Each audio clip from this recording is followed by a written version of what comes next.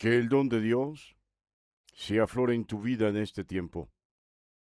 Que su Espíritu te guíe por sendas de paz, por sendas de justicia, por sendas de prosperidad, de luz y no de oscuridad. Y que la obra de Cristo se manifieste en tu vida y que puedas desarrollar fe suficiente para ver la gloria del Altísimo. Dios te bendiga grandemente en esta maravillosa y preciosa mañana. Estamos en la carta del apóstol Pablo a los filipenses, a la iglesia de Filipo, en el capítulo primero. Vamos a leer la palabra de Dios a partir del versículo 3. La palabra de Dios dice así: Doy gracias a mi Dios siempre que me acuerdo de vosotros, siempre en todas mis oraciones rogando con gozo por todos vosotros, por vuestra comunión en el Evangelio, desde el primer día hasta ahora, estando persuadido de esto, que el que comenzó en vosotros la buena obra, la perfeccionará hasta el día de Jesucristo. Como me es justo sentir esto de todos vosotros, por cuanto os tengo en el corazón y en mis prisiones y en la defensa y confirmación del Evangelio, todos vosotros sois participantes conmigo de la gracia. Que Dios bendiga su santa y preciosa palabra en esta maravillosa y preciosa mañana. Bueno, mis amados, Pablo da gracias a Dios por este pequeño remanente, por esta humilde iglesia. ¿Sabe? Esta es una iglesia gloriosa. Esta es la iglesia donde construirla, levantarla, más exactamente es la palabra, le costó prisiones a Pablo. Pablo estuvo preso en Filipos. Sí, él estuvo preso con Silas. Fue puesto en la cárcel por los magistrados de aquella ciudad. Óigalo bien. Y, y la verdad es que a Pablo le azotaron con garrotes, le dieron garrotazos. La palabra dice con vara, pero la transliteración correcta es que lo garrotearon literalmente y lo pusieron en la cárcel. Aquí en Filipos. Y es allí donde nos cuenta Lucas como testigo ocular de estos hechos, que Pablo y Silas empezaron a cantar himnos al interior de la cárcel donde los pusieron. Y la cárcel, hubo un gran terremoto y la cárcel se derrumbó. El carcelero. El carcelero se iba a quitar la vida pensando de que Pablo y todos los demás habían escapado. Pero no. Pablo no actuó como suele actuar cualquier cantidad de personas. Pablo no actuó como los impíos. Pablo no actuó como los que dicen ser cristianos, pero sus obras no son realmente de un verdadero creyente. Pablo actuó con integridad.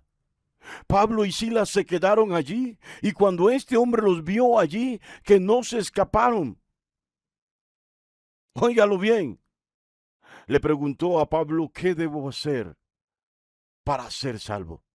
Esto demuestra que este hombre había escuchado el mensaje del Evangelio y nos muestra quién fue el primer convertido en Filipos.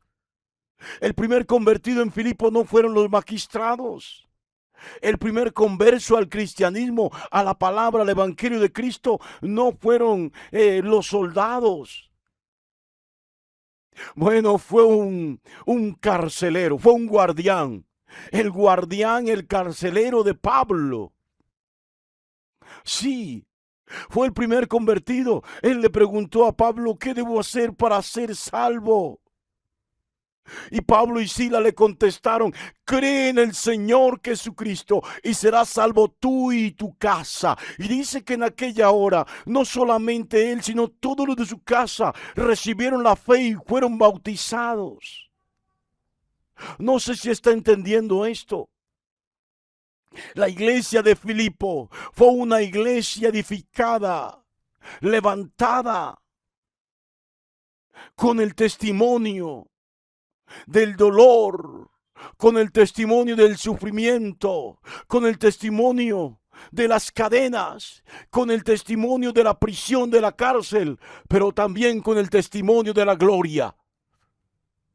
Sí, se lo he venido diciendo. Podrán encarcelar, aprisionar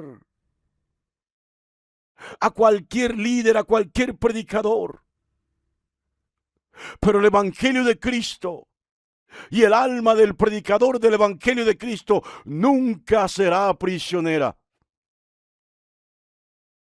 Óigalo bien.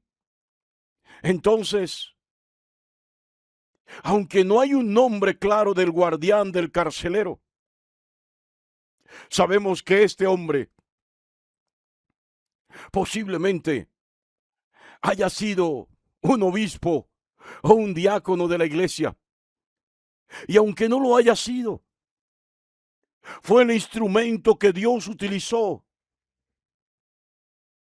para que a través de Pablo se levantara la iglesia de Filipos. Y entonces, desde otra prisión, desde la prisión que nunca más saldrá, desde la cárcel de Roma, Pablo da gracias a Dios por los convertidos en Filipo. Dice: me acuerdo siempre de ustedes. Qué tremendo esto. Ustedes son la iglesia inolvidable. Ustedes están en mi corazón, le está diciendo Pablo. Es que no es fácil levantar iglesia. No es fácil ver cómo el enemigo se opone, pero qué gozo hay en el corazón de aquel que sirve a Dios, contemplando la gloria de Dios en medio de la tormenta, en medio de la prisión, en medio de los azotes, de los garrotazos, de las pedradas, en medio de los insultos, de los maltratos. Ver cómo la gloria de Dios se manifiesta. Sí, mi amado, mi amada. Pablo sí sé que siempre ruega con alegría por los hermanos de Filipo. Se dibuja una sonrisa en el rostro de Pablo cuando ora por la iglesia de Filipo. Porque fue una iglesia, como se lo dije antes, levantada con el milagro de los azotes, con el milagro de los garrotazos, con el milagro de los escupitazos, con el milagro de los barrotes de una prisión, con el milagro de la cadena, con el milagro de un terremoto, con el milagro de la conversión de uno de los verdugos, de Pablo y de Silas. Qué tremendo esto. Pero lo más maravilloso de esto, en esta porción, es que Pablo deja claro que hay comunión entre la iglesia de Filipos y el evangelio que Pablo predica. Sí, y esto es maravilloso. La iglesia de Filipos no aceptaba diversidad de doctrina. No, la iglesia de Filipo era algo parecido a la iglesia de Éfeso, pero más contundente. La iglesia de Éfeso rechazó a los falsos apóstoles, rechazó los falsos ministerios, rechazó a los ungidos que no eran ungidos. Aquellos hechiceros, encantadores, aquellos magos que iban por allí pretendiendo hacer milagros, pero que detrás de ellos operaban espíritus de engaño, espíritus de mentira. Óigalo bien, como se lo va a decir posteriormente a la iglesia de Tesalónica, al apóstol Pablo. Esta iglesia de Filipos se regía solo por el mensaje de Pablo y el mensaje de los demás apóstoles. Esto es, lo que no era coherente, lo que no se ajustaba al mensaje del evangelio era totalmente rechazado, tal como la escritura lo dice, a la ley y al testimonio. Lo que no es conforme a la ley de Dios y al testimonio, la ley es el Antiguo Testamento, la Tanaj. Nuestro Antiguo Testamento y el testimonio es el Evangelio, y las cartas apostólicas es el Nuevo Testamento. Lo que no es coherente con la ley de Moisés, con la Tanaj, con la ley y los profetas, lo que no es coherente con el Antiguo Testamento y con el Nuevo Testamento es de desechar. No hay una nueva revelación. Esta iglesia no aceptaba nuevas revelaciones. Por eso Pablo dice: siempre doy gracias por ustedes, doy gracias a Dios, y en mis oraciones ruego con gozo por todos vosotros, para que esa comunión no sea destruida, para que esa comunión del evangelio permanezca en ustedes, porque hoy estamos viviendo un tiempo donde la gente solo quiere escuchar. Óigalo bien, las nuevas revelaciones. Solo quieren escuchar lo que le agrada a sus corazones. No quieren escuchar lo que Dios tiene para decirle a ellos. No quieren escuchar palabra de Dios. Entonces, cuando el hombre no quiere escuchar palabra de Dios, Satanás, el enemigo, el diablo, el acusador, dije Satanás. Satanás quiere decir el acusador. Entonces se levanta, usa la palabra y trastorna la palabra, como lo quiso hacer con Jesús en la tentación del desierto. Trastorna la palabra para traer nuevas enseñanzas erradas acerca de la palabra.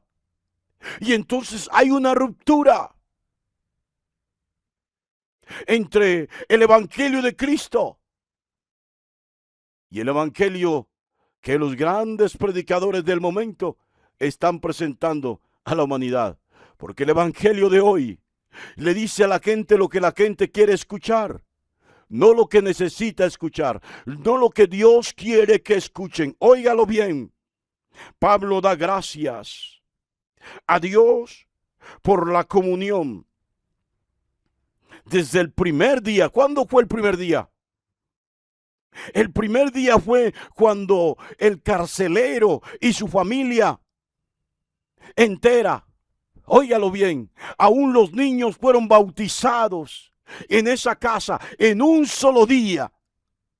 En un solo día las murallas de la cárcel, los barrotes de la cárcel cayeron, y en un solo día la familia del carcelero y el carcelero, también los barrotes que le rodeaban de oscuridad, de opresión, de tinieblas, de muerte, también cayeron, se convirtieron. Todos fueron bautizados. Desde el más chico infante recién nacido hasta el más anciano, fueron bautizados desde el primer día en que ellos creyeron en el evangelio de Cristo hasta años después. Pablo prisionero en Roma, la comunión con el evangelio que Pablo predicaba permanecía, y Pablo ora para que esto no se rompa. Óigalo bien, no pretenda que el evangelio de Dios y que ningún predicador le predique lo que usted quiere escuchar. Tal vez estos mensajes como los que yo grabo no son del agrado suyo, porque posiblemente no sea lo que usted quiera escuchar. Pero yo no estoy predicando mi palabra. Yo no estoy predicando para animarlo a usted.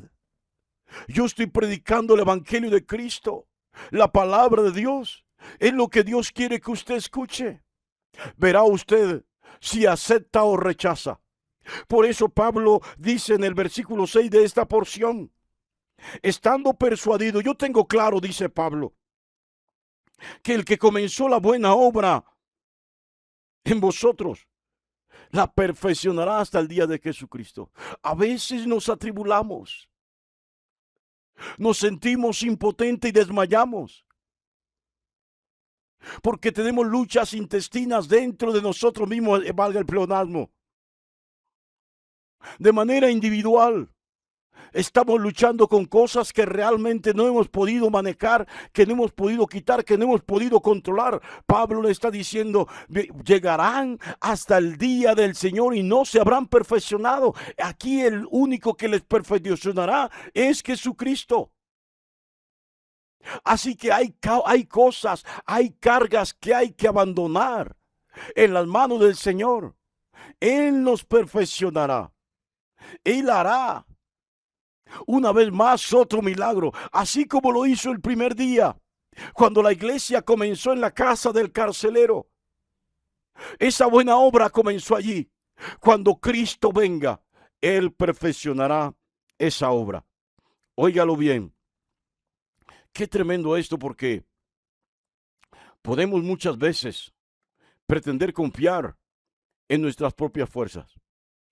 Tiene que saber que no somos elefantes blancos para Dios. En nuestro país es muy común que comienzan a hacer obras, a construir vías, a construir colegios, edificios, estadios. Y estos proyectos, después de que se roban la plata, después de que se les da el dinero, se paga el precio de la construcción, se constituyen en elefantes blancos porque se la pasan pidiendo adición sobre adición para supuestamente continuar con la obra, pero nunca la terminan. No somos elefantes blancos para el Señor. Él comenzó una obra buena, una obra perfecta, y Él mismo la pulirá al final. No sé si lo acaba de entender. No somos elefantes blancos para el Señor. Él comenzó este gran proyecto de salvación, esta gran obra de salvación, como dice el Salmo 138:8. Jehová cumplirá su propósito. Ese propósito es proyecto, plan, derrotero, tarea. Jehová cumplirá su propósito en mí. Él va a perfeccionar la obra en mí. Su misericordia es para siempre. Él no me va a desamparar, no me va a dejar tirado a la vera. Él no va a dejar esta obra que comenzó buena, perfecta en mí, la va a dejar abandonada. No va a decir esto es caso perdido. No va a decir este es terreno inservible. No va a decir aquí no se puede seguir edificando. Esta obra no sirvió. No, Él la va a perfeccionar. No sé si lo acaba de entender. Él obrará en nuestras vidas. Y cuando Cristo nos presente delante del Padre, Él nos va a presentar como una obra en cierne, como una obra en construcción. Él nos va a presentar como una obra terminada.